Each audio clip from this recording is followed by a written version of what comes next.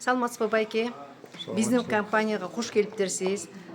Продукциялар сизге жактыбы? Кайсы көйгөйүңүз менен келдиңиз эле? Ошол жөнүндө бизге отзыв таштап кетсеңиз. Мен кышында бир Мейман деген байкадан угуп калдым эле ушундай жакшы неме бар депчи.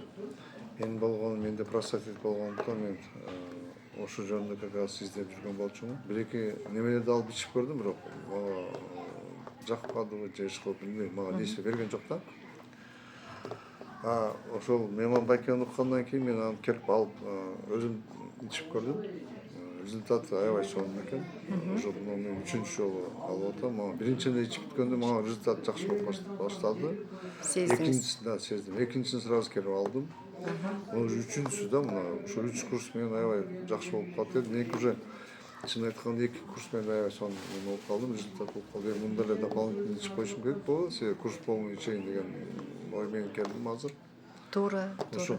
Ошондон эки досторго, туугандарга айтат элем, силер да алгыла, себеби простатиттен аябай сонун жакшы жардам берет экен. Ичип алып көрсөңөр ошол. Азыр ушул көйгөй менен көпчүлүк адамдар жабыркап жүрүшөт. Туура. Менин деле көп эле досторум бар. Ошолор деле көп айтат. Мен азыр бардыгына уже айтып баштадым. Себеби чындап эле адам биринчи өзүң текшерип көрбөгөнчө билбейсиң. Анан Ооба. өзүм көргөндөн кийин уже эми айта алам да.